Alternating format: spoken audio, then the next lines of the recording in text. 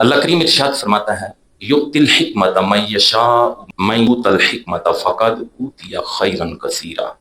اللہ جسے چاہتا ہے حکمت دیتا ہے، اور جسے حکمت دی جائے تو بے شک اسے بہت زیادہ بھلائی مل گئی۔ سورہ بقرہ آیت نمبر 269۔ پتہ چلا کہ حکمت ایک بہت بڑی بھلائی کا نام ہے، جسے حکمت مل جائے اسے بہت بڑی بھلائی مل گئی۔ تفسیر بیضاوی میں امام بیضاوی نے سورہ بقرہ کی وہ آیت جو بھی میں نے تلاوت کی وَيُعَلِّمُهُمُ الْكِتَابَ وَالْحِکْمَةَ، اس کی تفسیر میں لکھا ہے کہ حکمت کیا ہے؟ الحکمت ما تکمل به نفوسهم من المعارف والاحکام، یعنی حکمت وہ چیز ہے جس سے لوگوں کے نفوس معارف اور احکام سے لبریز ہو جائیں، اسے حکمت کہا جاتا ہے۔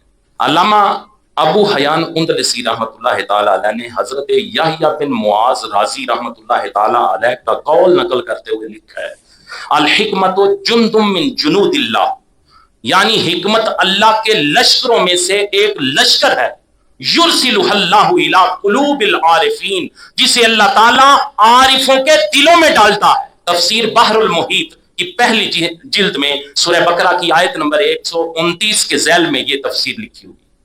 حضرت ابو ہریرہ اور حضرت ابو خلاد رضی اللہ تعالی عنہما آپ فرماتے ہیں کہ رسول اللہ صلی اللہ علیہ وسلم نے فرمایا ان رأیتم العبد یعطا زہدا فی الدنیا وقلۃ منطق فاقتربوہ فانہ یلقی الحکمہ۔ حضور فرماتے ہیں جب تم کسی بندے کو دیکھو جسے دنیا سے بے رغبتی اور کم گوئی عطا ہوئی ہو، فاقتربوہ فانہ یلقی الحکمہ، تو اس کے قریب ہو جاؤ، اسے حکمت دی گئی ہے۔ یہ کون سی دو صفتوں کا مالک بندہ جس کے قریب ہونے کے لیے حضور نے فرمایا جو دنیا سے بے رغبت ہے اور بہت کم بولتا ہے۔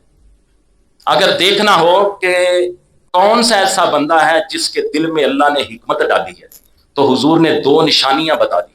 پہلی نشانی وہ دنیا سے بے رغبت ہوگا، اور دوسری نشانی بہت کم بولے گا۔ وہ چرب لسان نہیں ہوگا، چرب زبان نہیں ہوگا، بلکہ کم بولے گا اور دنیا سے بے رغبت۔ یہ نہیں کہ صبح بھی وہ دنیا اکٹھی کرتا رہے، رات کو بھی اکٹھی کرتا رہے، دین کے کاموں میں بھی وہ دنیا ہی اکٹھی کرتا رہے، بینک بیلنس بنا رہا ہے۔ جو حضور نے نشانیاں بتائی ہیں وہ نشانیاں اس میں نہیں ہیں۔ اس کے سینے میں حکمت نہیں، اس کے سینے میں فن ہے، اس کے سینے میں جہالت ہو سکتی ہے، اس کے سینے میں حقیقی علم نہیں۔ یہ حدیث مبارکہ شعب الایمان 4985، ابن ماجہ شریف 4101 میں موجود ہے۔